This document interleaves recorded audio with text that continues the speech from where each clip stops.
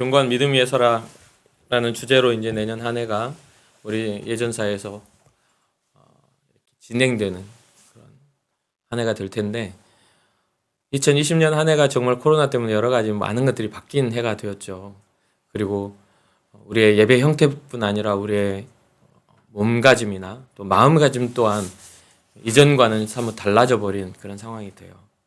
특히나 이제 전에 한번 제가 설교 중에 한번 말했던 적이 있는데 안 나가 성도들이라고 이제 가나안 성도들이라고 해서 거꾸로 하면 안 나가잖아요. 그런 성도들에 대한 고민과 신학적인 어떤 검증들이 꽤 활발하게 이루어지고 있었어요. 그래서 어떻게 하면 그 교회에 나오지 않은 성도들을 다시 교회로 나와 하나님 앞에 예배하게 할 것인가, 이런 부분들에 대해서 굉장히 신학자들마다 또 목회자들마다 숙제 중 하나로 여겼는데, 이 코로나19가 터지면서 이제 대부분 성도들이 가나안 성도가 되어버렸죠. 비대면으로 이렇게 예배가 진행되고 또 온라인으로 되고, 그렇다 보니까 이 전에 가나안 성도들에 대한 이야기들이 쏙 들어가 버렸어요. 하나님 앞에 예배할 수 있을 때 교회를 나오지 않는다는 거에 대해서는 굉장히 큰 문제 의식을 가지고 있었는데, 이 코로나19가 하나님 앞에 예배할 수 없는 상황이 되니까 이게 이제 그것이 다 덮어지고 이전에 그런 이야기를 했던 것들도 합리화가 되고, 우선은 그렇기 때문에 우리가 예배소설을 통해서 40일간 우리가 아침 묵상을 했던 이유 중 하나가 우리가 교회론을 잘 세워야 되겠다. 그래서 교회에 대한 우리의 생각들을 온전히 다시 세우지 않으면 어쩌면 코로나19가 가져온 그런 어떤 위기가 단순하게 이게 멈춰질 위기가 아닌 우리의 인식이나 우리의 삶에 하나님 앞에 예배하는 예배들을 완전히 뒤바꾸겠다, 이런 생각이 좀 들었어요. 그래서 이제 예배소설을 통해서 교회론을 좀 이야기를 했었고, 또 믿음의 견고한 믿음 위에 서기 위해서는 우리가 하나님 앞에 어떤 신앙생활, 어떤 공동체를 이루어야 되는가에 대한 좀 고민이 좀 필요하겠다, 이런 생각을 했습니다. 그래서 오늘 마지막 리더십 트레이닝 마지막 날 4주차 되는 교회에 대한 이야기를 좀 더 하고 마지막을 마치려고 합니다. 그래서 여러분들이 내년 한 해 신앙생활을 또 계속해서 해나가고 예수 전하는 사람들로 살아갈 때 여러분들이 어떠한 교회를 이루고 살아가는지, 또 여러분들의 신앙이 어떠한 연합을, 개인의 어떤 신앙뿐 아니라 연합된 신앙이 어떠한 모습인지를 잘 점검하고 또 잘 정리해서 신앙생활을 했으면 좋겠다 생각을 해보았습니다. 먼저 이제 PPT를 띄워주시면 제가 이야기를 하려고 합니다. 먼저는 이제 교회라는 것에서 먼저 교회의 정체성과 또 교회 기능, 또 교회의 삶에 대해서 오늘은 잠깐 나눠보려고 합니다. 우선은 이제 교회의 정체성을 한번 살펴볼까요? 우리는 이제 교회를 개인적인 그런 차원에서 우리가 개인이 움직이는 교회다, 이런 개념을 가지고 있지만, 사실 성경에서 이야기하고 있는 교회의 모습은 구약과 신약을 통틀어서 이게 개인의 모습보다는 집단의 모습으로 이렇게 표현이 됩니다. 그래서 교회의 정체성의 첫 번째는 필연적으로 집단성을 가지고 있다, 이렇게 생각할 수 있겠죠. 사실 이게 왜 그러냐면, 하나님이 사람을 만드실 때에 아담을 만들어 놓으시고 독처하는 것이 하나님 마음에는 안타까움으로 되셔서 이제 하와를 만드시고 또 그룹을 만들어 놓죠. 가정이라는 어떤 그런 그룹을 만드시죠. 그러니까 애초에 하나님은 사람을 혼자가 아닌 무리로 만드셨다는 거예요. 그리고 생산성 있게 그 무리가 번성하고 또 큰 무리를 이룰 수 있도록 만들어 놓으셨다. 그래서 사람의 타락 이후에도 계속해서 인류의 역사는 집단적인 성향을 가지고 계속 발전해 오고 이어져 옵니다. 그래서 이 사람에게 주어지는, 여러분과 저에게 주어지는 모든 그런, 지금 사회적 거리로 떨어져 있지만 이 사회적 거리로 떨어졌다고 해서 개개인의 개인성만 가지고, 독창적인 것만 가지고 이게 이루어지는 게 아니라 사람은 필연적으로 사회적인 존재로서 살아갈 수밖에 없죠. 그래서 무리를 이룰 수밖에 없어요. 두 번째로는 구약은 한 민족을 향한 하나님의 다루심에 관한 이야기. 한 민족이라는 것은 한 사람이 아니죠. 나라입니다. 그렇기 때문에 하나님이 인류를 다루시는 다양한 방식에서도 이게 물이 필연적으로 나타나는 이 집단의 모습이 벗어날 수 없다는 거죠. 한 민족과 하나님에 대한 이야기를 다루는 게 구약의 그런 역사인데 여기 구약에서는 위대한 개인의 이야기도 다뤄요. 뭐냐면 노아나 아브라함이나 모세나 이런 개인의 이야기도 분명히 다룹니다. 그런데 거기에서 어디로도 발전하죠? 그 개인의 위대함을 통해서 하늘의 별과 같이 땅의 모래 같은 무리적 성향으로 이어져서 확장하는 것을 보게 되죠. 그래서 그 개인만을 축복하는 게 아니라 하나님은 그 민족, 인류를 축복하시는 하나님으로 계속해서 등장을 합니다. 그리고 결국 민족을 발전하는 것처럼 필연적인 집단성을 벗어날 수 없다는 거죠. 세 번째로는 신약은 구약의 집단성이 어떻게 돼요? 계승된 모습이에요.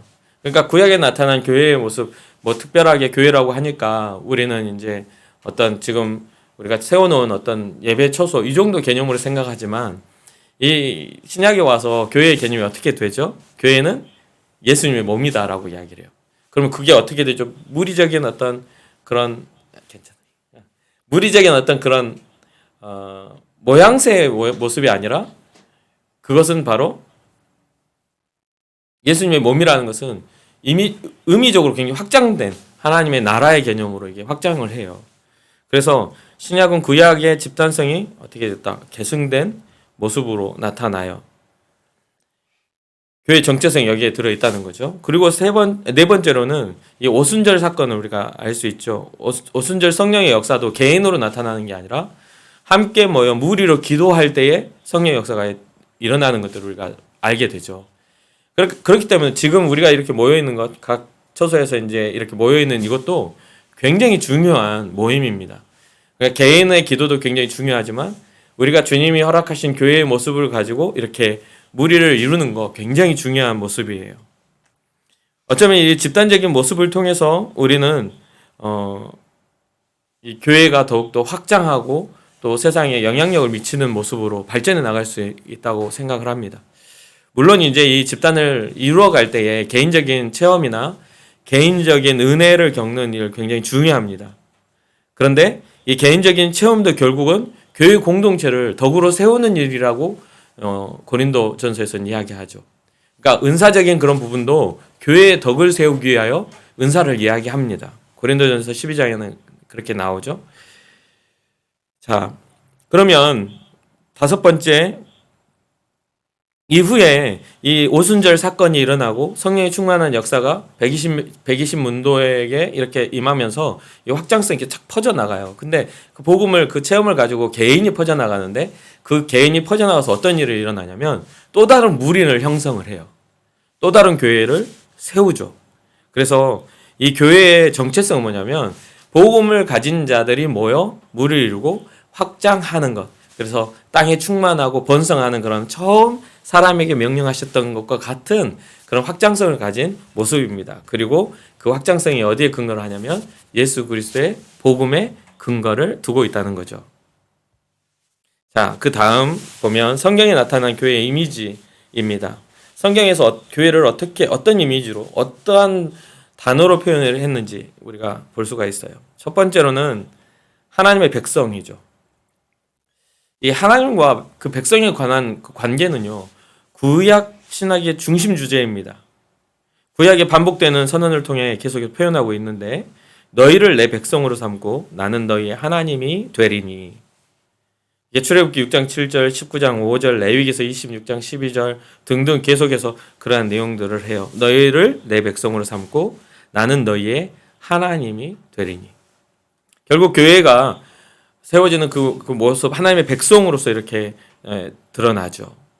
그리고 노아와 아브라함 그리고 그 후손들과의 언약으로도 이렇게 선포가 됩니다. 그 이후에도 모세의 시대, 또 다윗의 시대를 통해 국가 차원에서 선언이 됩니다. 이것은 하나님이 일방적으로 주시는 은혜의 언약 안에서 하나님의 백성이라는 단어가 우리에게 허락됐고요. 하나님이 먼저 시작했고 하나님이 그리고 모든 걸 결정하시기도 하죠. 관계는 이같이 언약적인 그런 기초, 이 언약, 하나님의 언약이죠. 일방적인 은혜에 대한 기초가 이 신약에서도 계속해서 이어집니다. 그래서 신약에서 이어지는 건 어떠한 개념을 통해서 이어지죠? 메시아 사상을 통해서 이어져요. 이것도 하나님이 어떤 선택권을 사람에게 준 게 아니라 하나님의 선택을 통해 예수 그리스도가 이 땅에 오셨음을 이야기하죠. 그리고 그 메시아 사상을 통해서 이 이스라엘에게 주었던 그 언약이 신약에 이르러서 그 약속을 신약의 성도들에게 이렇게 이어지게 만드는, 상속하게 만드는. 그래서 율법을 통하여 그리고 예언자들을 통하여 선지자들을 통해서 연구되었던 것들이 신약에 와 성도들에게 밝혀졌다라는 그런 성경의 기록들을 우리가 볼 수가 있죠. 예수 그리스도를 통한 그 모든 약속의 성취는 하나님의 언약이 신약에 이어지는 그런 모습입니다. 그리고 두 번째로는 그리스도의 몸입니다. 바울이 특히 좋아하는 이 개념이죠. 그리스도의 몸.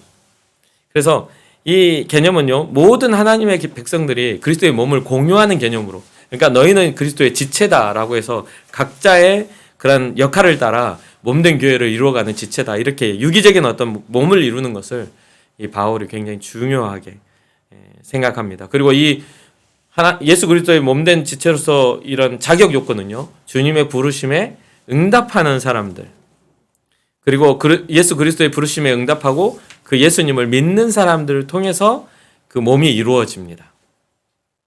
그리고 예수 그리스도와 연합한다라고 이야기를 하죠. 연합은 그분의 몸을 이루는 교회의 기초가 되었고요.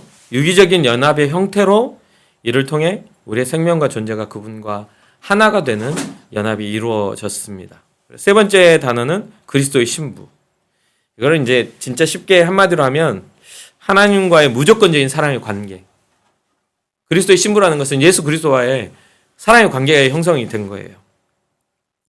구약에서도 하나님이 이스라엘을 자신의 신부로 묘사하는 그런 그 묘사가 있죠. 이사야서 54장 5절에서 8절, 62장 5절, 예레미야서 2장 2절을 보면 이렇게 자신의 신부로서 이스라엘을 표현하는 그런 경우들이 나옵니다.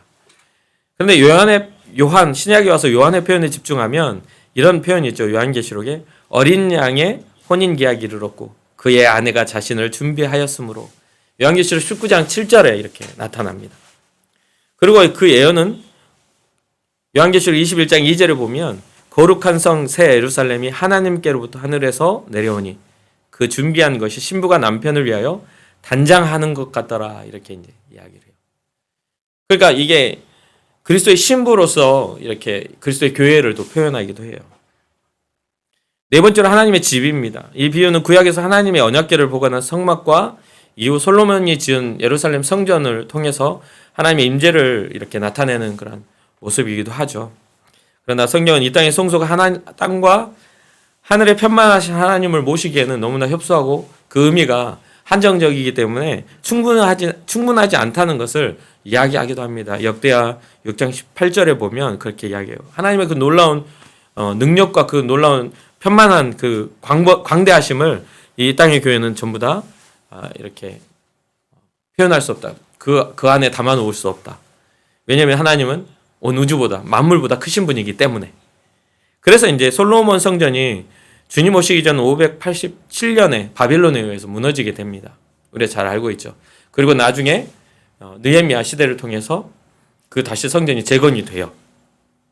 2차 재건을 하고 이렇게 재건을 시도했다가 계속해서 이제 계속 이렇게 시도를 하죠. 그리고 그런 재건을 해서 약 500년 동안 이렇게 587년에 무너지고 70년 뒤에 바벨론에 의해 느헤미야를 통해서 이렇게 돌아와서 이렇게 됐죠. 그런 상황에서 전속이 그렇게 되다가 예수님이 탄생하시기 직전 헤롯 성전으로 이렇게 완성이 됩니다.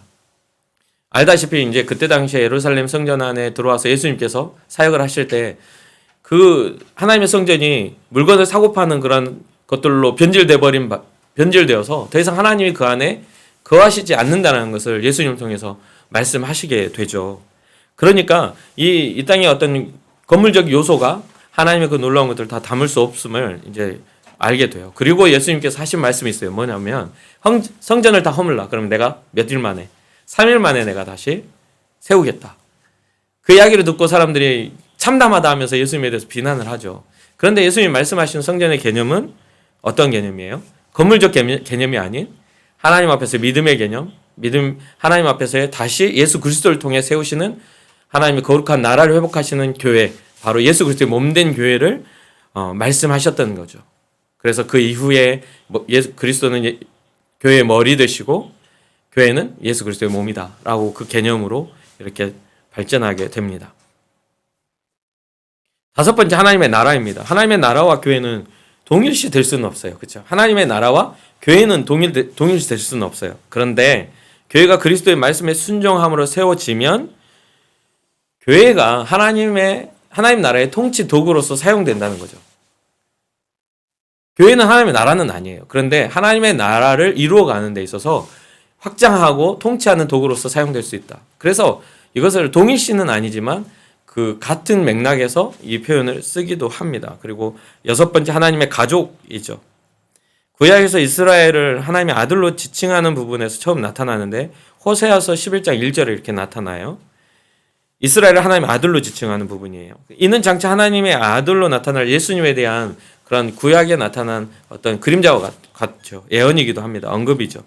이후 신약에 분명하게 드러나는데 그리스도 안에서 우리는 하나님의 가족으로 다시 태어나 그분의 자녀로 입양되고 하나님의 성령 우리 마음에 부어짐으로 하나님을 어떻게 아버지라 부를 수 있는 양자의 영을 받게 되죠. 그래서 하나님과의 어떤 가족적인 그런 형태, 하나님을 아버지라 부를 수 있는 영접하는 자 곧 그 이름을 믿는 자들에게 하나님의 자녀가 되는 권세를 주셨다라고 하면서 이것을 이렇게 표현을 합니다. 그리고 일곱 번째는 하나님의 양떼. 이스라엘은 하나님의 양떼시다. 시편 80편 1절과 95편 17절에 나와요. 예수님도 자신을 따르는 사람들을 양으로 표현하시죠.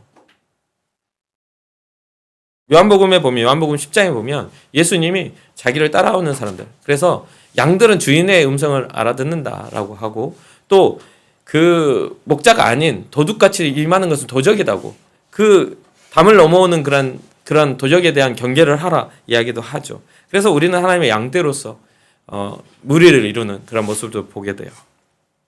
여덟 번째, 마지막으로는 하나님의 포도원이라고 합니다. 이스라엘은 하나님이 이집트에서 가져다가 가나안에 심으신 포도나무다 이렇게 표현을 합니다.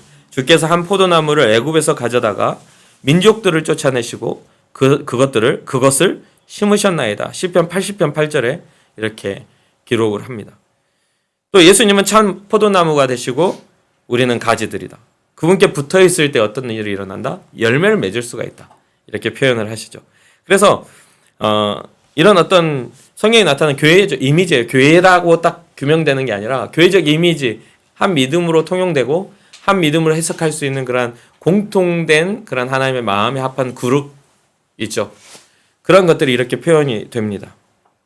그 다음 보면 진정한 교회의 특성에 대해서 이렇게 이야기를 할 수 있겠어요. 교회 특성이 어떻게 나타나는가?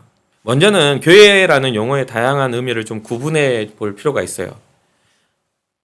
여기에 이제 제가 적어 놓지는 않았는데 이 교회라는 용어의 다양한 의미가 어떻게 되냐면 첫 번째로는 전 시대를 불문하고 전 시대에 걸쳐 형성된 모든 하나님의 백성, 선택받은 모든 자들의 집합, 종교 계획자들이 이것을 비가시적인 보이지 않는 교회라고 불렀습니다.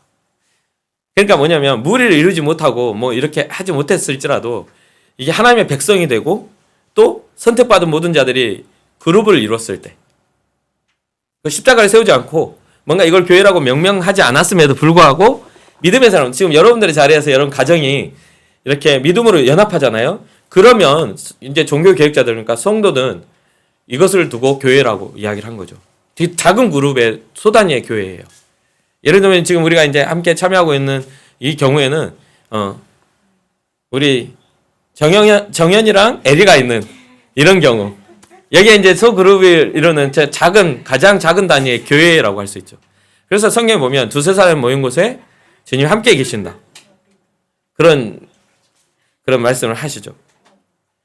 두 번째는요, 예배와 사역을 위해 가시적으로 모인 그리스도인들로 이루어진 지역적 집단입니다. 이거는 가시적인 거예요. 이게 비가시적인 것들은요, 이렇게 교회에 십자가를 세우지 않고 또 뭔가를 이렇게 이루어지지 않았음에도 불구하고 그 믿음의 연합을 이룬 그 비가시적인 것을 교회라고도 이야기하고, 오늘날 우리가 보면 이제 북한 지하교회 같은, 그죠? 또 뭐 터키에 가면 뭐 콥틱 교인들 같은, 자기네들 몸에 이렇게 십자가를 새기거나 어떤 흔적을 남겨놓고 그 기독교인임을 확신했을 때만 그것을 보여주고 서로가 연합하는. 왜냐하면 그거는 어떤 배경이 있죠? 핍박과 죽임을 당하는 어떤 그런 고난의 그 배경이 있기 때문에 드러내지 못한 믿음 공동체이죠. 그거는 비가시적인 거예요. 그런데 두 번째는 예배와 사역을 위해서, 우리의 예전사와 같이 예배와 사역을 위해서 공식적으로 눈에 보이는 그리스도인들로 이루어진 지역적인 집단입니다. 신약에서 언급하는 교회는 거의 대부분이 여기에 해당이 돼요. 물론 이제 핍박 안에서 이렇게 숨어있는 그런 사람들은 뭐 지금도 존재하고 과거에도 존재했으니까 우리는 비가시적인 교회로 우리가 구분할 수 있지만요.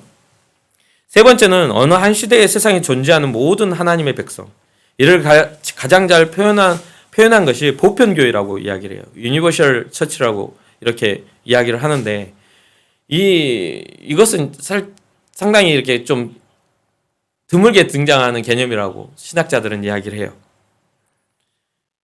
네 번째는 이거는 좀 어려운 개념이고 여기에 대해서는 많은 설명이 있지 않기 때문에 좀 넘어가겠습니다. 네 번째로는 교회 안의 교회. 구약에서는 가시적 전체 회중을 구약적 용어로는 에다라고 표현합니다. 에다. 그리고 회중 가운데서 하나님의 부르심에 응답하시는 진짜 신앙을 가진 자. 그러니까 우리가 모여 있는데, 이게 무슨 말이냐면 모여 있는데 신앙은 없는데 모임에 함께하는 사람들. 이게 신앙 공동체로 생각하고 하나의 그냥 신앙 공동체로 그냥 이걸 하나에 묶어놨을 때 에다라고 하고, 두 번째 단어는 카알이라고 하는데, 카알은 뭐냐면 그 중에 하나님을 경험한 자들. 공동체 안에 묶여있기 때문에 신앙자의 모습이 아니라 하나님을 진정으로 인격적으로 만났기 때문에 신앙인 사람들을 카알이라고 해서 구분을 했어요. 그러니까 교회 안에 교회를 이룬 사람들이죠. 예수님은 하나님 나라가 이런 패턴과 비슷하다고 가르쳐 주십니다. 그러니까 바리새인들과 서기관들을 통해서 너희는 그런 체제 안에 들어가 있지 않느냐, 체제 안에 있지 않느냐. 그러나 하나님은 어떤 사람을 찾는다? 영과 진리로 예배하는 자들을 찾으시느니라 라고 하는 거죠. 그러니까 우리는 어떤 사람이 돼야 되냐면 카알이 돼야 되는 거예요. 카알. 우리는 교회 안에 교회가 돼야 되는 거죠. 진짜 하나님을 경험하고 하나님을 사랑하는 사람들이 돼야만 한다. 그래서 이제 진정한 교회의 특성을 네 가지로 이제 제가 넣어놨죠. 하나됨과 거룩, 보편성, 사도성이라고 이렇게 이야기를 해요. 먼저 하나됨은, 교회의 일치는 교회가 한 분 하나님께 기초한다는 사실에서 우리가 일치된다는 것은 모든 교회의 기초가 하나님으로부터 비롯됨을 우리가 인정하는 그런 공동체여야 돼요. 교회의 진정으로 속한 모든 사람은 한 백성으로서, 주님의 자녀로서 이렇게 존재합니다. 그러므로 교회의 어떤 특징은 일치성으로 나타나요. 근데 우리가 조심해야 될 게 뭐냐면, 교회의 일치성이 하나님으로부터 비롯되는데 이걸 획일성으로 잘못 오해하면 안 돼요. 일치와 획일은 달라요. 획일성이라는 것은 모양이 똑같은 거야. 획일화된다라는 거. 일치는요, 하나의 의미를 가지고 한 마음의 일치를, 신앙적 일치를 의미하죠. 근데 획일은요, 어떤 우리의 모습들, 예를 들면 이제 신천지가 아주 문제가 있었을 때, 신천지 뭐 어떤 교육 같은 거 보면 흰색 옷 쫙 입고 줄 쫙 맞춰서 시험 볼 때도 다 이렇게 엎드려서 시험 이런 거를 사진 찍어가지고 막 책 만들어서 제 자리에 올려놨더라고요. 우리 교회 들어와가지고 내 자리 위에 올려놓고 왔어, 누가. 그거를 한 70페이지 정도의 분량의 어떤 두꺼운 책을 아주 두꺼운 컬러로 인쇄해가지고 내 자리에 그걸 올려놓고 갔더라고. 홍보물이라고. 어떻게 내 자리를 알았는지 몰라도. 근데 그걸 보면 모든 전국에 있는 신천지들이 훈련받고 하는 모습이 똑같습니다. 여기서 말하는 이 일치성은 획일화가 아니에요. 각자의 다양한 삶에서도, 각자의 다양한 어떤 현장에서도 믿음을 가지고 살아가는 하나됨, 성령이 하나되게 하시는 하나됨을 가지고 살아가는 일치성을 의미하죠. 성령 안에서 중성하는 모든 백성의 참된 일치는 외적으로 나타나는 교파의 다양성과 상관이 없어요. 외적으로 나타나는 것 전혀 상관이 없습니다. 교회가 하나됨에 대한 요구는요, 성령의 중생을 통한 구원받은 자들의 모습입니다. 믿어지면 한번 꼭 고개 한번 끄덕끄덕 해봅시다. 다들 끄덕끄덕 해주는 거야. 귀여워. 두 번째는 거룩이죠, 거룩. 진정한 교회의 특성은 거룩함이에요, 거룩함. 이게 진짜 이 목사님 저도 굉장히 싸우고 살아가는 것들이 이 거룩함이거든요. 이 하나님의 백성은 거룩한 백성이다라고 성경은 명명합니다. 구약에서부터 신약 이르기까지 하나님의 백성은 거룩한 백성이다. 구별된 백성이다. 하나님의 자녀로서 신성에 참여하는 자들이다. 이게 굉장히 중요해요. 그래서 가장 깊은 의미에서 교회는 거룩해요. 우리 예수 그리스도의 몸은 거룩합니다. 근데 뭐죠? 우리가 스스로가 몸을 이루는 우리가 되게 죄 가운데 빠져서 우리가 변질되거나 여러 가지 연약함을 가지고 무너지고 말죠. 근데 우리는 어떤 것들을 위해 싸워야 하냐면 교회의 거룩함을 위해서 싸워야 돼요.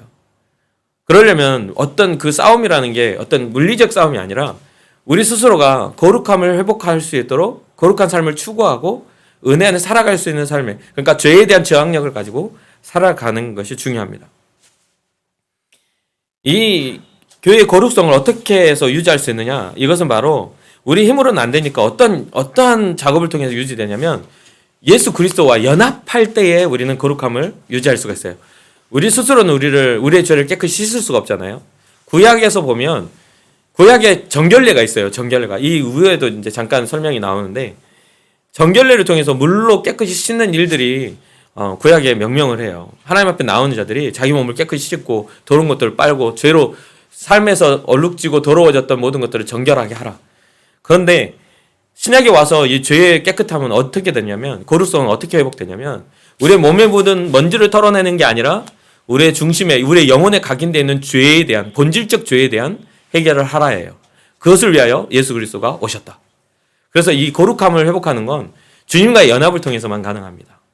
주님이 우리에게 허락하신 그 죄사함의 용서를 통해서만, 예수 그리스도의 보혈의 능력으로만 가능하다. 세 번째는 보편성입니다. 이 보편성을 영어로 하면 카톨릭이죠. 카톨릭. 우리가 보면은 캐톨릭이라고 하잖아요. 개신교 이전에. 그죠? 이 보편성이라는 단어로 이 카톨릭이라는 말이 나온 거예요. 그래서 이 문자적으로는 전체를 가리키는 것이라는 그런 문자적인 의미를 갖는데, 초기 교회가 지녔던 보편성의 핵심적인 내용, 이게 카톨릭이라고 세워진 이유가 특수한 사람들, 그러니까 영지주의나 여러 가지 어떤 그때 당시에 2세기가 되면서 이단들이 엄청 많이 나왔어요. 1세기가 지나고 2세기가 되니까 막 이단들이 막 하는 그런 과정에서 이 복음은 모두에게 허락된, 누구나에게 보편적으로 허락된 은혜다라고 해서 카톨릭이라는 단어가 사용돼요. 근데 이게 결국에는 또 다른 어떤 그런 범죄가 일어나게 되죠. 그래서 모든 사람에 대한 개방성에 대해서 이 단어가 사용됐는데, 이때 당시 이제 민족적인 배타주의를 주장하는 유대교나 또 지적 또 제의적 배타주의를 주장하는 영주주의, 이런 영주주의들이 나왔어요. 근데 그것과 달리 교회는 피부색과 인종, 사회적 지위, 지적 능력, 과거의 도덕적인 상태와 상관없이 교회의 메시지를 듣고 구주로 영접하고자 하는 모든 사람을 포용한다는 뜻이에요. 그런 거 상관없이 누구든 포용하여 구원한다. 그래서 이 진정한 교회의 특성은요, 누군가에게 한정되지 않고 모두를 구원할 수 있는 하나님의 능력임을 우리는 잊지 말아야 하는 거죠. 여러분들 혹시 우리의 생각 속에 그런 어떤 어떤 거죠? 그 선입견이나 이거 안 돼? 라고 생각하는 그런 생각들이 혹시나 있다면 그걸 내려놓으시고, 여러분들의 주변에 가정이나 또 여러분 주변에 어떤 가족이나 친구나 여러 사람들이 있을 텐데, 우리의 도덕적인 개념으로 저런 사람이 어떻게 예수 믿고 천국 가? 와우, 믿는 나라도 지금 용서 못하겠다 하고 여러분들이 용서의 개념을 갖지 마시고 용서는 하나님께 맡기시고 여러분들은 복음적인 삶을 살면 됩니다. 보편적인 그런 은혜를 가지시기 바라요. 그래서 교회가 진짜 교회가 되려면 이 보편성이 있어야 돼요. 마지막 네 번째, 이 사도성인데요. 이게 이제 요즘에 신사도 운동이라고 아히압이라는 그런 운동을 통해서 이단시되는 그런 개념이 있다 보니까 이게 이 설명이 참 조심스러워요. 그런데 여기에서 말하는 이 사도성은 예수님의 어떤 개념의 사도성이냐면, 예수님의 제자 12명을 통해 또 예수님의 승천 후 120명의 문도들 있죠. 그들 그러니까 예수님의 죽으심과 부활하심과 승천하심을 목격한 사람들을 통해 검증돼 있는 복음의 계승입니다. 이해되죠? 복음의 계승. 그 말은 뭐냐면 사도는 예수님의 사역과 부활의 증인이다. 따라서 권위 있는 복음의 전달자이다라는 게 이게 정의예요. 그래서 그 사도성에 대한 어떤 그런 논쟁들이 바울에게서 계속 일어나다 보니까 바울의 서신을 보면 주님의 복음 앞에 부름받은 사도된 나 바울은 이런 식으로 이제 표현하는 것들이 많아요. 그리고 그 자기가 사도라는 것들을 이렇게 변호하는, 변증하고 인정받으려고 하는 그런 노력도 굉장히 많이 하게 되죠. 그 이유는 바울은 예수님의 12 제자나 또 70여 명의 예수님을 따랐던 제자가 아니었다라는 그런 것 때문에 이제 굉장히 논란이 있었어요. 그런데 대부분의 이제 그 신학적인 요소에서는 지금은 요즘에 신사도 운동 뭐 이런 것들이 생겨나서 이단시 되지만 이 신학적인 개념에서는 이 1세기에 활동했던 그러니까 예수님의 활동 당시와 겹쳐 있는 사람들을 우리는 그냥 그 사도로서 이렇게 받아들이는 경우들이 꽤 있어요. 근데 그 이후로는 그런 사도로서의 어떤 권위는 그때 끊어졌다라고 생각을 합니다.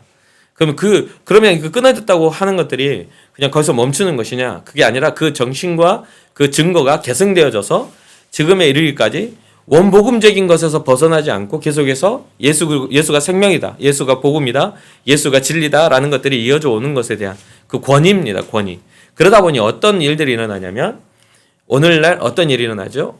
안수하며 목사를 세우고, 안수하며 어떤 장로교회는 감독을 세우고, 안수하며 장로를 세우고, 안수 집사를 세우고, 이런 어떤 그 계승에 의한 안수를 함으로 이 계속해서 복음을 가진 자들의 그런 그것들이 이어져 온다라는 그 개념으로 받아들이면 될 것 같아요. 제가 말씀드렸다시피 신사도 운동이 일어나면서 이게 굉장히 신비주의나 또한 어떤 그런 권위들에 대해서 너무 확장돼서 거의 뭐 신적 존재로서 신적 존재와 같이 이렇게 막 그 권위가 높아지다 보니까 이단시 하거든요. 우리 한국 교회에서는 그렇지 않다. 이미 예수 그리스도의 어떤 그런 사도적 권위는 예수님의 제자들로부터 끝나고 이후로는 각 그 기능적 요소에 따라, 그러니까 이게 수직적 요소가 아닌 수평적 요소 안에서 교회의 기능적 요소에 따라 그 권위, 교회의 질서를 위하여 목사와 또 장로와 이런 것들을 세워가는 거죠. 이게 수평적인 거예요. 수직적인 게 아니란 이야기예요. 그것을 꼭 이해해 주시기 바라요. 그런데 수직적이 아니라 수평이니까 너나 나나 똑같다 이런 개념은 아니고 그 사도성의 어떤 권위를 인정해야만 교회가 균형 있게 질서 있게 세워질 수 있다라는 그것이 바로 진정한 교회의 특성 중 하나라고 말하고 있는 거죠. 자, 그러면 이제 거의 끝났어요. 끝났는데 절반이네요. 빨리빨리 할게요. 교회 기능입니다. 교회 기능. 교회 기능에서 여러분 잘 알다시피 이제 여러 가지가 있지만 제일 중요한 기능이 예배가 있고요. 두 번째는 교제가 있어요. 세 번째는 사역, 그 다음에 네 번째는 증언이 있습니다. 먼저는 예배를 한번 볼까요?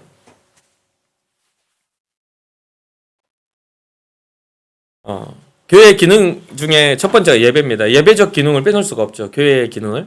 그러면 첫 번째로는 이 예배가 뭐죠? 목적은요, 하나님을 영화롭게 합니다. 이게 바로 예배의 첫 번째 기능이에요. 교회의 기능 중 예배가 하나님을 영화롭게 한다. 예배의 요소는 어떤 게 있어요? 찬양, 설교, 헌금, 더하면 세례와 성찬이 있어요. 우리 성찬을 하죠.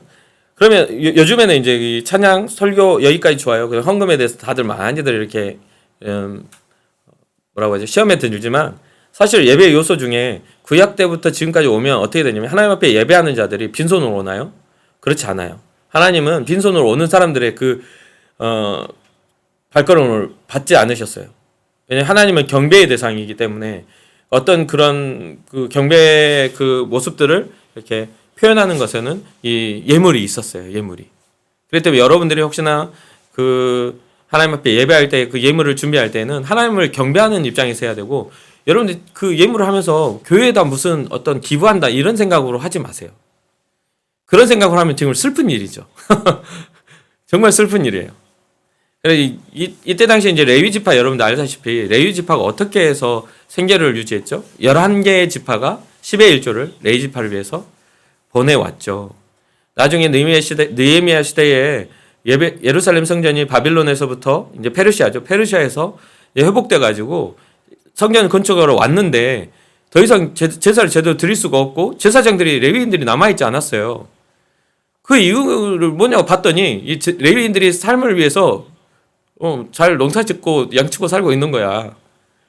그걸 딱 가까이서 보니까 왜 그런 현상이 일어났지 했더니 11개의 지파가 레위 지파를 먹여 살릴 그런 어떤 의무를 잃어버린 거죠.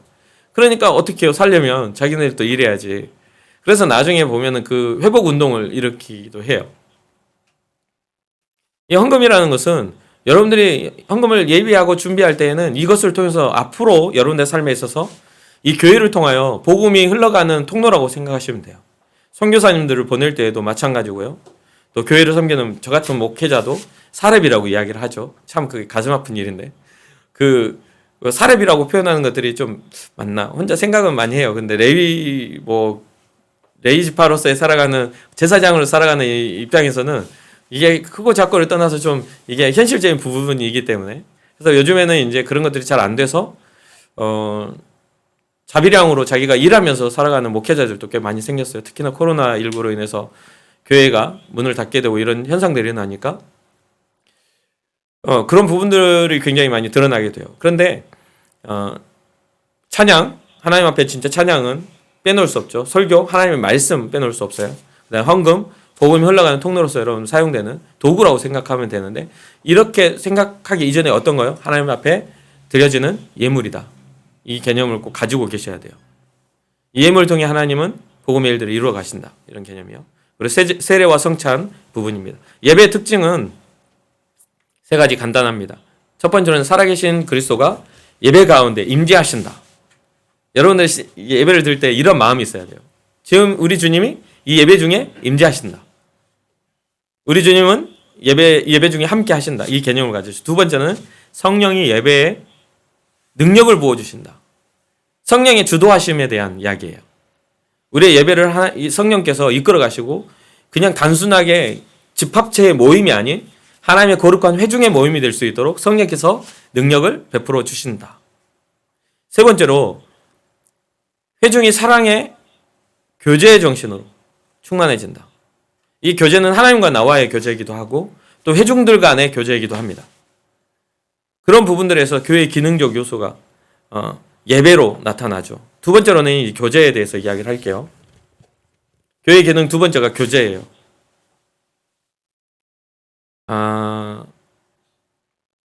이 교제는 뭐냐면 교회가 하나님을 영화롭게 하는 일과 밀접하게 관계되어 있어요.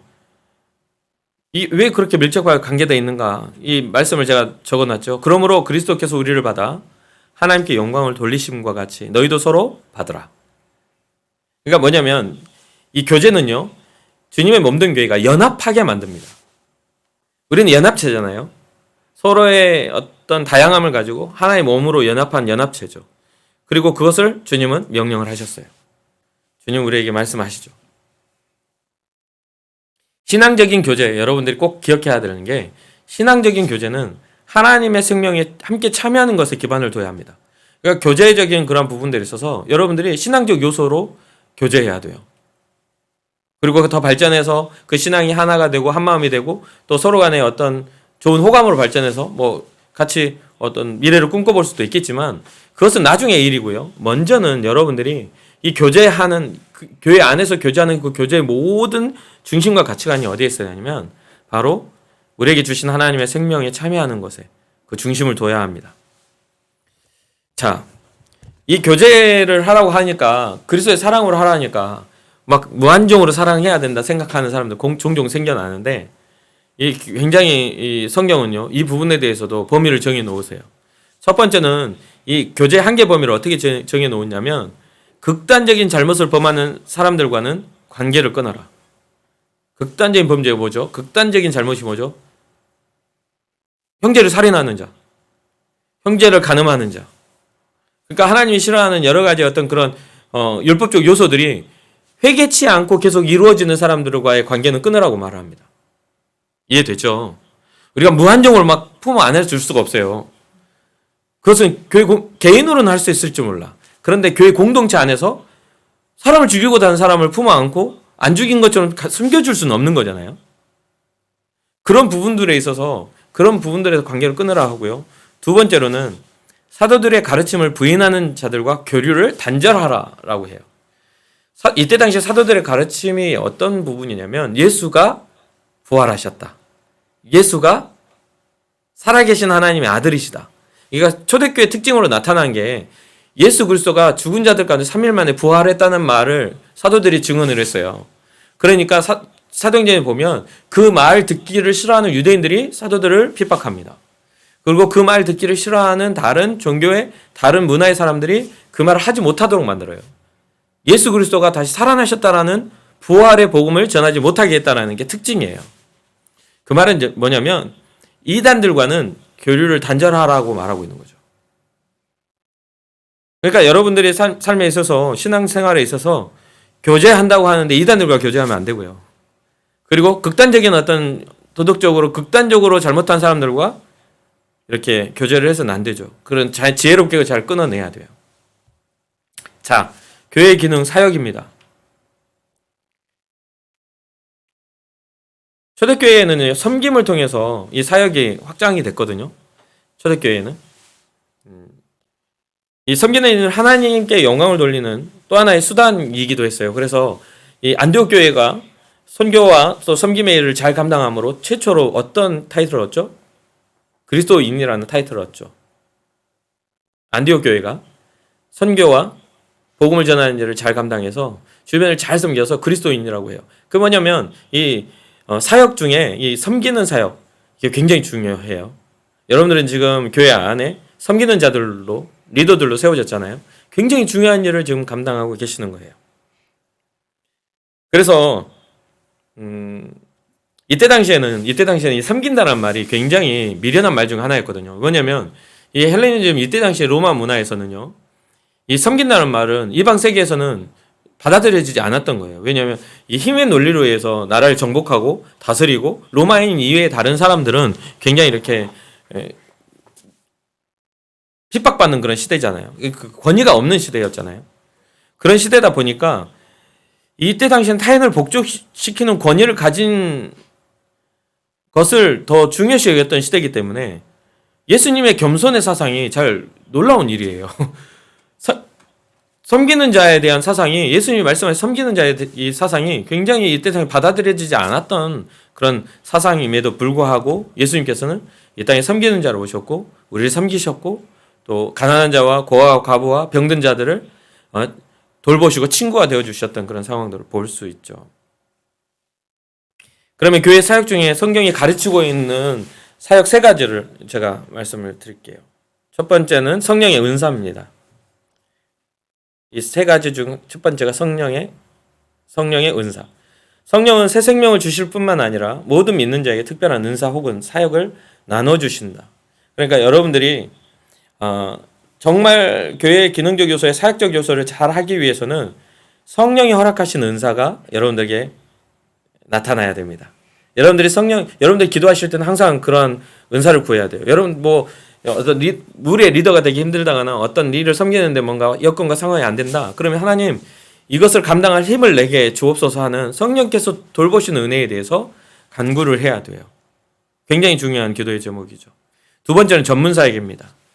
여러분들이 이제 리더로 세워졌기 때문에 이 전문 사역 안에 들어와 있다고 볼 수 있는데 구약에서는 전문 사역이 제사장, 또 예언자, 또 장로로 이렇게 이야기를 해요.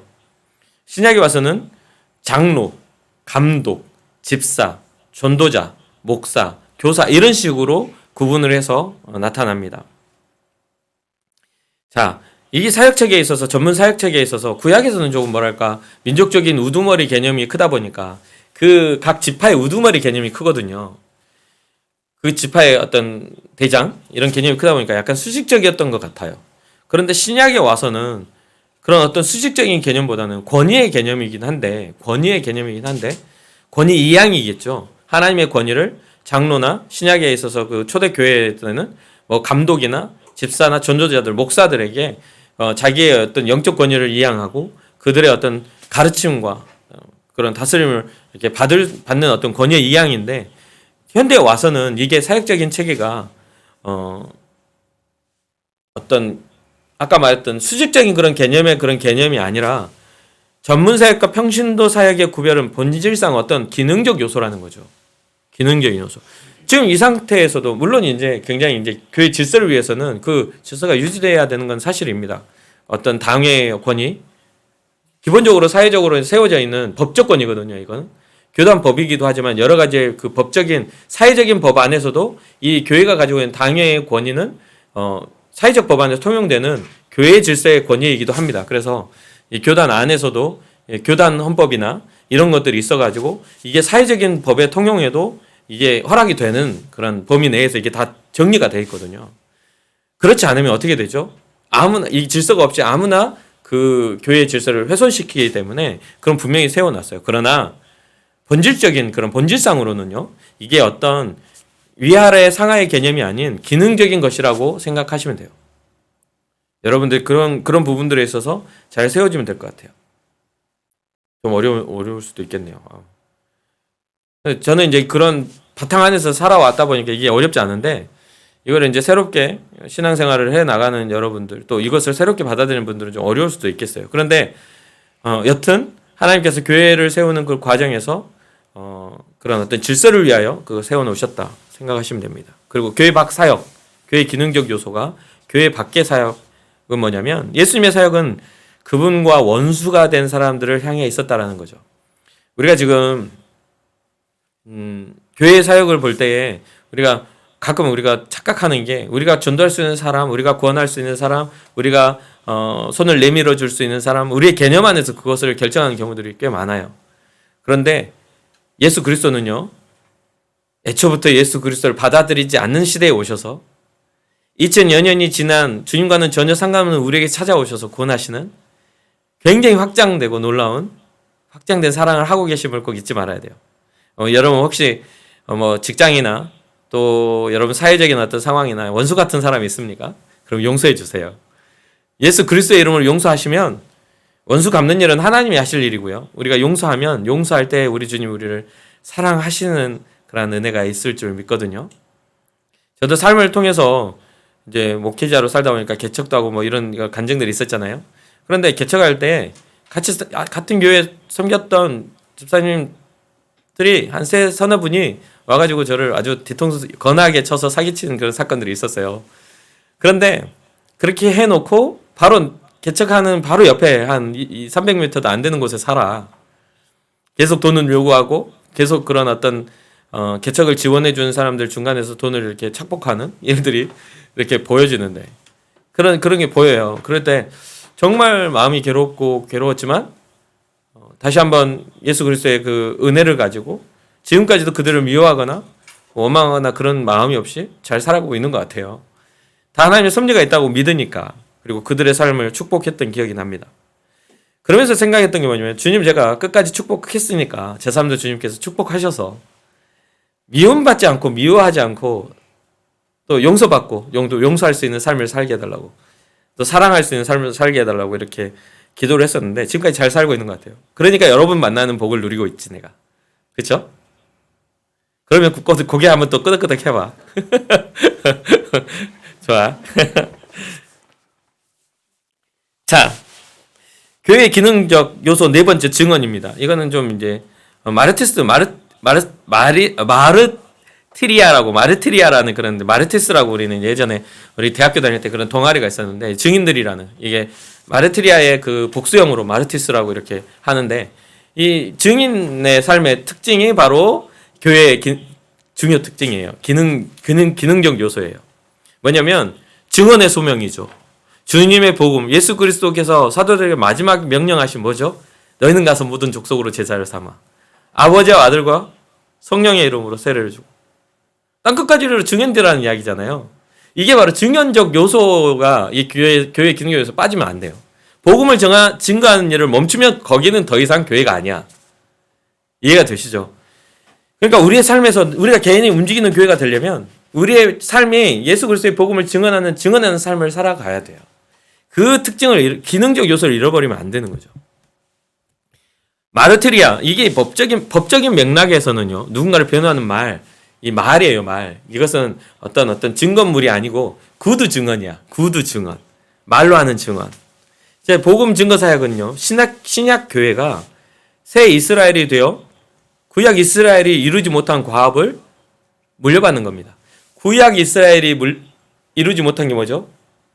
하나님의 백성 거룩한 자녀들로, 하나님의 소유된 백성으로 무엇을, 하나님의 하나님 되심을 증거하는 일이 이들의 어떤 사명이었는데, 이 구약 이스라엘이 그것을 감당을 못한 거예요.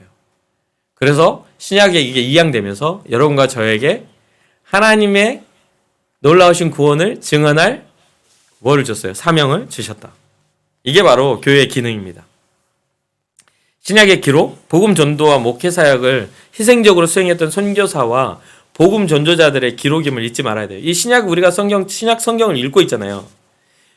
이게 바로 복음 전도를 위해서 목회와 사역을 위하여 희생했던 그 사람들의 이야기임을 잊지 말아야 된다는 이야기예요. 이해가 되시죠? 그래서 어떤 이들은 이제 사도행전 계속 써간다 하면서 뭐 그렇게 이야기들을 많이 하잖아요. 그래서 존 스토트 목사님이 교회가 보냄받은 세상에서 수행해야 할 모든 것이다 이렇게 이야기를 해요. 증언이라는 게 예수 그리스도에 대한 증언이 교회가 보냄받은 세상에서 수행해야 할 모든 것이다. 다들 이해가 되시죠? 쉽죠? 이제 마지막입니다. 교회의 삶입니다. 교회 안에서 여러분과 제가 살아가는 그런 삶을 살 때 이제 몇 가지 이제 우리가 가지고 있는 특징들이 있죠. 먼저는 하나님의 말씀. 우리가 교회 안에 살아감에 있어서 빼놓지 말아야 할 이 요소가 바로 하나님의 말씀 앞에 우리가 살아가는 거죠.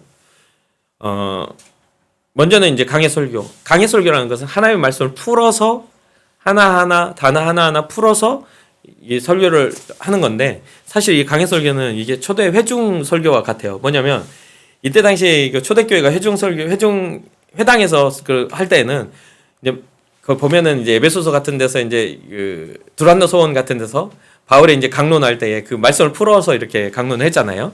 그런데 이 처음에 이제 강해 설교가 뭐냐면 이 말씀을 풀어서 강해하는 그거 똑같은데, 애초에는 이 회중 설교 자체는 다른 어떤 부수적인 설교가 있지 않고 하나님의 말씀을 낭독했어요. 하나님의 말씀을 낭독하면 그 낭독을 들은 성도가 아멘으로 화답했고요. 계속 그게 낭독하고 또 아멘하고 낭독하고 하면서 긴 시간을 하나님의 말씀을 낭독을 했어요. 그런데 그 낭독을 하다 보니까 어떤 일이 일어나요?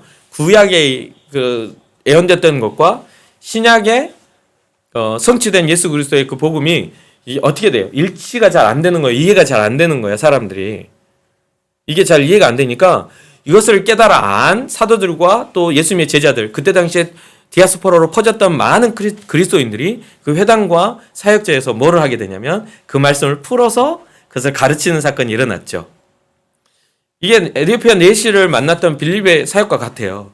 에디오피아 내시가 그걸 읽고 있다가 이게 무슨 말인고 하니까 이 빌립이 와가지고 설명해주고 안수해주고 호련히 사라지는 그런 일들이 나타나죠. 두 번째로는 여러분 이제 교회 안에서의 삶에서 여러분 꼭 빼놓지 말아야 될 게 이제 개인의 성경 공부입니다. 개인적인. 그러니까 이게 설교 한두 번 들어갖고는 다 모르죠. 오늘도 한 청년이 저한테 연락이 와가지고 성경이 있다가 이해가 안 된다고 하면서 사무엘상 30장의 이야기를 저한테 물어보더라고요. 그래서 제가 그걸 이제 설명을 해주고 그런 것들을 성경에 또 다른 부분에 나타난 것들과 연관해가지고 설명을 이렇게 해줬는데, 그런 어떤 개인적인 성경 공부를 통해서 하나님이 약간 이게 성경책은요 비밀스러운 어떤 그런 언어로 써져 있어요. 시크릿해. 왜 그러냐면 믿음을 가진 자들만 알아볼 수 있는 복이 그 안에 담겨 있는 거예요. 믿음을 가지지 않으면 절대 이해가 안 돼 이게. 근데 믿음을 가지면 이게 이해되고 깨달아지고 알아져서 정말 이게 얼마나 큰 진리인지 하나님이 얼마나 큰 축복인지를 알게 돼요. 믿음이 없으면 절대 해석이 안 되게 돼 있어. 그런데 이 부분에서 우리는 교회적인 사람, 믿음을 가진 자들이기 때문에 믿음을 가지고 성경 공부를 하면 어떻게 되냐? 깨달아지고 알아지는 은혜를 주님이 주신다는 거죠. 그리고 개인적인 것을 더 넘어서서 세 번째 뭐예요? 그룹 성경 공부예요.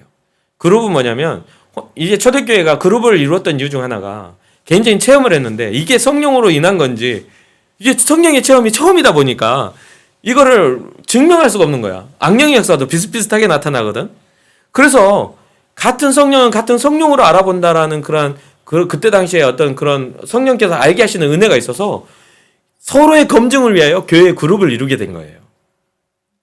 교회 그룹이 생겨난 그 배경이 거기에요. 서로의 검증을 위해서 일어났어요. 그래서 어떤 사람이 기도를 하다가 신비한 체험을 하고 나 이런 경험을 했어요라고 하면 이 다른 주변 사람들도 아멘 하며 그것에 대해서 화답을 했어. 그런데 그게 아니야. 말씀에도 어긋나고 은혜도 아니야. 그러면 사람들이 그거는 잘못된 것이라 해가지고 그걸 제재를 했어요. 그걸 위하여, 그 질서를 위하여 교회를 형성했다는 거죠. 이해되시죠? 그래서 여러분들이 그룹 성경 공부도 굉장히 중요한 게 내 개인의 생각이 옳다고 여겨버리면 잘못된 길을 가. 그런데 같이 그 안에서 검증하면서 차근차근 나아가는, 같이 가는 것이 굉장히 중요해요.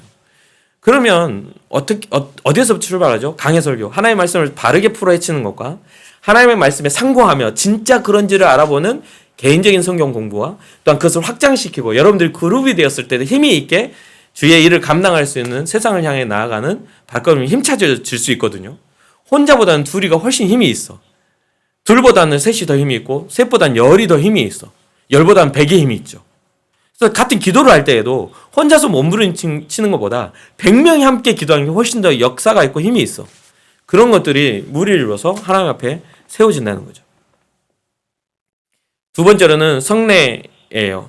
교회 삶 속에 여러분들의 성례는 뭐냐면 우리가 예수님의 피와 또 몸을 우리가 먹고 마시는 그런 예수님의 마지막 만찬을 기억하며 우리가 하는 성례전을 치르잖아요.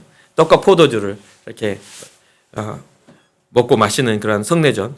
그런 것 이외에도 이 성례는 어떤 거냐면 비가시적인 보이지 않는 그 내적인 은혜에 우리가 있죠. 믿음이 있죠.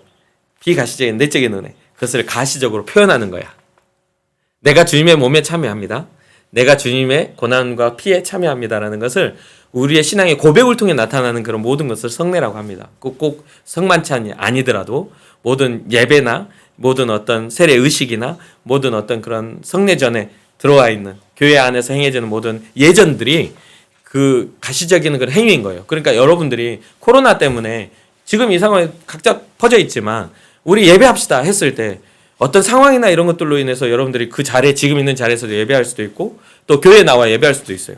근데 그 예배하는 그 행위 자체가 보여지는 뭐가 된다? 성례가 된다는 거죠. 이해가 되시죠? 그리고 세 번째로는 세례입니다. 이게 굉장히 좀 중요한 부분이기도 해요. 구약에서는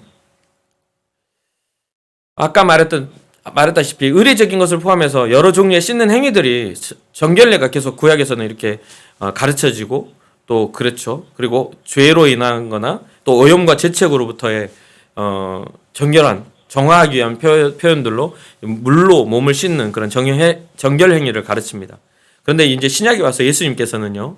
공생의 사역을 시작하면서 요한에게 세례를 받으셔요. 그 요한에게 세례를 받으시는 것에는 두 가지 초점을 먼저 기본적인 걸 말씀드리면 첫 번째로는 회개의 세례입니다. 인류의 죄에 대한 회개의 세례예요. 그리고 두 번째로는 준엄한 심판과 함께 임할 하나님 나라의 도래를 예고하는 것이기도 해요. 예수님의 친세를 받으신 것의 첫 번째 약속된 메시아로서의 성취예요. 자신이 구원할 사람들과 어떻게 동등되기 위하여 세례를 직접 받으십니다. 그리고 하나님께서도 그게 옳다 하며 그걸 이루라고 말씀하세요. 두 번째로 예수님은요. 세례 요한이 하나님의 임명하신 선구자임을 밝히시면서 자신을 구원사에게 도구로 하나님께 공적인 어떤 봉헌을 드린 거예요. 자기를 드리는 그런 개념에서 세례를 받으셨어요. 이것을 두고 우리는 많은 신학자들이 뭐라고 하냐면 죄의 전가식이라고도 표현합니다. 죄의 전가. 왜냐하면 예수님이 세례 요한의 어떤 그 증언을 보면 뭐라고 하죠? 보라, 세상 죄를 지고 가는 하나님의 어린 양이로다. 그 말은 뭐예요? 제물이라는 뜻이잖아요. 그리고 그 세례를 통해서 어떤 제사장들이 이 안수를 통해서 뭐를 하죠? 죄를 전가를 시키는 그런 작업들을 해요. 죄 지은 자와 제물 사이에 중간다리를 이렇게 해서 죄를 전가를 시켜요. 그리고 각을 떠서 피를 다 빼고 각을 떠서 불에 태우고요. 또 두 번째 방법은 광야로 보내 늑대와 여러 가지 어떤 제물로 삼게 돼요. 찢김을 당하게 되죠. 죄를 지고 광야로 보내게 돼요. 그런 어떤 속죄 제사를 통해서 죄 씻음에 대한 그런 것들이 있었던 것처럼 예수님이 두 가지의 모습을 보여요. 첫 번째는 십자가에 달려 돌아가심으로 물과 피를 다 흘리심으로 그런 어떤 제물이 되시고, 첫 번째 이제 나타난 게 뭐냐면 광야로 나가 40일 동안 금식하시고 누구에게 노출이 되죠? 마귀에게 노출이 돼서 시험을 받으시죠. 그런 것들이 다 그것과 연관이 되어 있는 그런 모습들입니다. 그 일을 위해서 세례를 이렇게 하게 된 거예요. 세례의 의미는요, 한 네 가지만 이야기할게요. 좀 더 길지만. 첫 번째는 그리스도에 대한 신앙 고백으로 공적으로 예수 그리스도를 주와 구주로 인정하는 그런 의식이에요. 세례를 여러분 받은 거는 여러분들의 삶이 교회 앞에서 내가 그리스도인임을 공적으로 증명을 한 일입니다. 두 번째로는 그리스도와의 연합을 의미하기도 해요.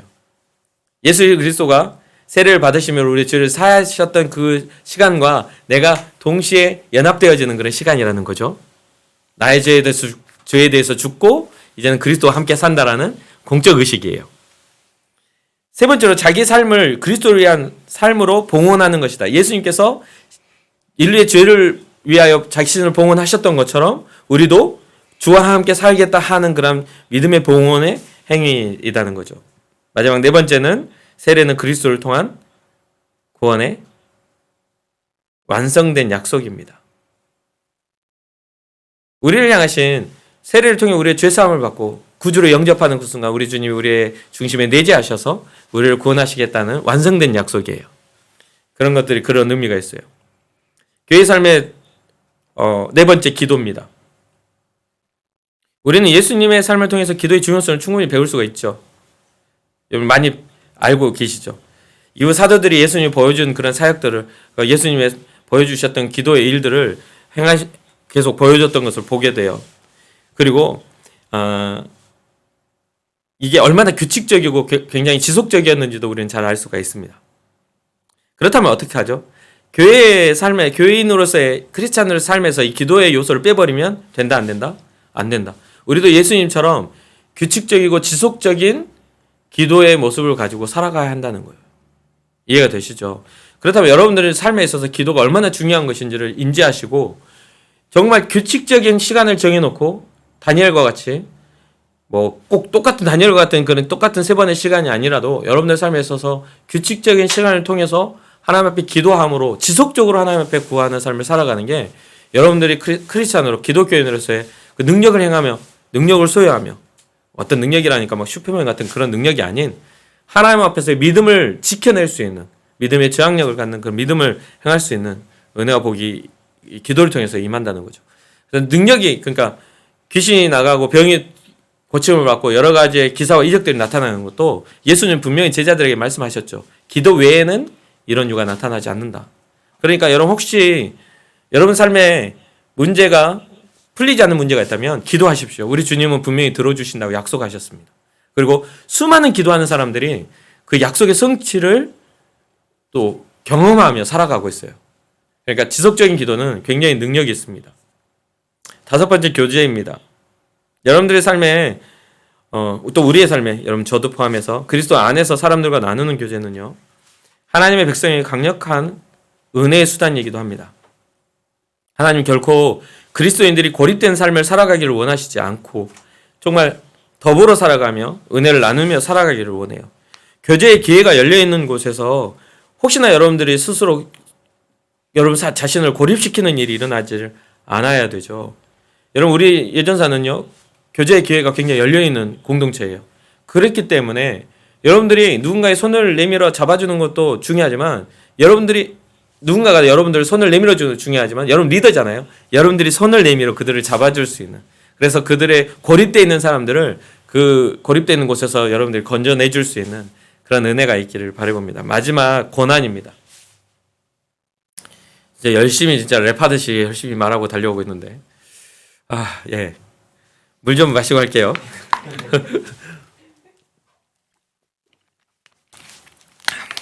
그냥 가만히 앉아서 듣고 있는 여러분도 힘들지만 말하고 있는 저도 굉장히 힘든 것 같습니다. 이 마지막 고난은 정말 하고 싶은 이야기들이 너무 많아요. 요즘에 그 코로나19로 인해서 우리가 이 기독교인들의 고난이라고 할 수 있는 그런 상황들이 있는데, 사실은 이제 사실 기독교인뿐 아니라 많은 사람들이 이 코로나로 인해서 고통받고 있죠. 근데 우리가 생각하는 고난은 좀 그런 고난과는 조금 다르죠. 뭐냐면 우리는 믿음을 지켜내야 하는 믿음에 대한 고난이기 때문에 그렇죠. 그런데 교회는요, 이 고난과 함께 했다고 해도 과언이 아닐 만큼 교회의 역사는 고난과 함께 합니다. 우리가 평안한 시대를 하나님이 주셔서 이 대한민국이라는 정말 많은 사람들의 피 흘림을 통해서 세워진 민주주의가 세워진 이 나라에 살고 있으니까 우리가 이게 평안한 시대이기 때문에 우리 고난이라는 단어가 생소하지만 사실은 이 믿음이 온전히 세워지기까지 수많은 사람들의 그 피 흘림과 노력과 기도와 그들의 눈물을 통해서 고난스러운 삶을 통해서 우리가 평안을 누릴 수 있다고 생각을 합니다. 제가 어렸을 때만 해도 새마을 운동 같은 걸 하면 아침에 막 이렇게 종이 치고 막 노래가 막 흘러나왔어요. 새나라의 어린이는 뭐 일찍 일어납니다. 뭐 잠꾸러기 없는 나라, 우리나라 좋은 나라 하면서 막 그런 것들이 있고 뭐 9시 되면 뭐 그런 노래가 나왔고 아침이 되면 새마을 운동 노래가 막 그 마을에서 막 흘러나왔었거든요. 그러면 제일 먼저 일어나서 마당을 쓸고 활동을 했던 사람들이 새벽 기도를 하는 그리스도인들이었어요. 선한 영향력을 위해서 남의 집 마당까지 다 쓸어주고 제일 먼저 부지런하게 그 일들을 했던 그런 어떤 그런 게 있었죠. 그런데 오늘날 기독교인들은요, 굳은 일 잘 안 하려고 하는 그런 이 상황들이 많이 일어나요. 남을 위해서 헌신한다? 이걸 뭔가 손해보는 것 같은 그런 세상의 가르침에 너무 익숙해져 있죠. 근데 절대로 우리의 신앙, 여기에서 우리가 받는 고난은요, 우리의 삶이 힘들어서 받는 고난이 되지 않기를 축복합니다. 우리의 삶의 힘듦은 고난이 아니라 그런 삶의 역경이고 어려움이라고 봐야 돼. 여기서 말하는 고난은 그 고난과는 좀 틀려요. 의를 위하여 핍박을 받는 자들에 대한 고난입니다. 자, 그러면 마지막 우리가 이제 마무리를 할 때 여러분 지금 코로나19로 인해 여러 가지 믿음의 모양이 바뀐다 할지라도 여러분들은 믿음의 모양을 바꾸지 마세요. 예배자의 어떤 자세와 예배자의 그런 모양들을 바꾸지 마세요. 우리 하나님은 우리를 한 몸으로 부르셨습니다. 우리를 그룹으로 부르셨어요. 집단성으로 불렀단 말이에요. 여러분과 제가 있기 때문에 교회가 된 거예요. 무슨 말인지 아시겠죠? 여러분과 여러분 가족이 있기 때문에 교회가 되는 겁니다. 여러분들 말 한마디가 하나님을 영화롭게 할 때 그곳은 교회가 되는 거예요. 이해가 되시죠? 갑자기 제 얼굴이 나와가지고 오늘 좀 얘기 계속 PPT를 하려고 해가지고 머리도 안 하고 왔는데 말이지. 피곤한 처치한 얼굴로 하루 종일 사무실에 있다가 왔는데 이렇게 갑자기 띄워주면 고맙다. 고마워 그래. 생각지 못했네. 근데 뭐 서로 다 알고 있는 건데 뭐. 자, 그러면 마지막 우리 여러분들 리더로 이제 2021년 한 해를 우리가 부름 받아가지고 여러분들 자리를 이제 세워갈 거 아닙니까? 그러면 여러분들이 있기 때문에 우리 예전사가 더욱더 교회다운 교회로 세워지고 또 우리가 교회가 될 때 하나님의 영화롭게 되는 일들이 일어나죠. 그러면 내년 한 해가 어떤 일이 일어나야 돼요? 하나님 말씀이 풍성해져야 하고 또 어떤 일이 일어나야 됩니까? 우리의 교제가 아름다워야 돼요. 믿음의 교제가 일어나야 돼요. 그리고 뭐가 일어나야 돼요? 우리의 삶이 섬김으로 주님 닮은 섬김으로 세워질 때 그럴 때 우리는 온전해질 수 있어요. 사실 하나님의 말씀, 성례, 세례, 기도까지는 우리의 신앙의 영역이에요. 그죠? 근데 교제와 이 고난이라는 것은 우리가 스스로 굳은 일을 마다하지 않는다면 이 고난은 우리에게 영광이 될 줄 믿습니다. 그리고 여러분들의 어떤 관계 안에 지금 여러분들이 품어줘야 하고 여러분들이 챙겨야 할 그 청년들이 있잖아요. 정말 힘들죠. 왜냐면 우리가 원한 반응이 일어나지 않을 수 있으니까. 그러나 우리 예수님의 사역을 기억하고 우리 예수님의 사랑을 기억하고 끝까지 좀 힘든 것과 여러분 마음의 실망을 좀 구분했으면 좋겠어요. 실망하지 말라는 거죠. 선을 행하다가 절대로 낙심하지 마세요. 주님이 다 우리의 삶을 보고 계심을 우리는 잘 알고 있기 때문에 끝까지 우리 잘 해봅시다. 다들 이제 오늘 했던 이 강의 내용을 다 알고 있는 내용들을 다시 한번 정리한 것에 불과한데 사실 우리가 머리로 알고 우리가 지식으로 아는 것 이제는 더 중요한 게 뭐죠? 삶으로 행하는 거죠. 정말 요한일서에 나오는 우리가 말과 혀로만 사랑하지 말고 오직 행함과 진실함으로 하자라고 했던 그런 요한의 어떤 그런 권면과 같은 일들이 우리에게 일어나기를 원합니다. 여러분들 각 팀이 있죠. 세가족 팀이 있고 구역장 팀이 있고 또 이제 또 앞으로 또 그 어떤 기능적 요소로 인해서 내년에 더 생겨날 수도 있는 팀들이 있고 또 우리 임원들이 있어요. 그리고 방송팀 예배를 이끌어가주는 예배 찬양팀과 예배를 이끌어가는 예배팀이 있죠. 여러 가지 팀들이 있는데 서로의 관계 안에서 복음이 아닌 다른 일로 이렇게 오해가 일어나거나 여러분들의 어떤 마음이나 생각을 분란시키게 만드는 그런 모든 그런 유혹들이 있죠. 죄에 대한 유혹들, 분리에 대한 하나 되지 못하게 일치되지 못하게 만드는 그런 분리의 유혹들. 그럼 예수님 닮은 우리는 어떻게 해야 되죠? 하나님의 말씀을 이겨내고 하나님의 말씀을 승리하여서 온전히 주의 영광을 드러내는 귀한 은혜와 복이 여러분과 저에게 있기를 바라봅니다. 긴 강의 끝까지 집중하면서 여러분 힘들 텐데 잘 들어줘서 고맙고 제가 잠시 기도하고 마치도록 하겠습니다.